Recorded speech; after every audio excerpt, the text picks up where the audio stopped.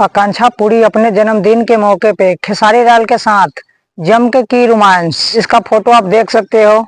हाल ही में इन दोनों की तस्वीर सोशल मीडिया पे लोगों के सामने आई है, जिनमें साफ साफ दिख रहा है कि दोनों के एक दूसरे के नजदीकी बढ़ गया है।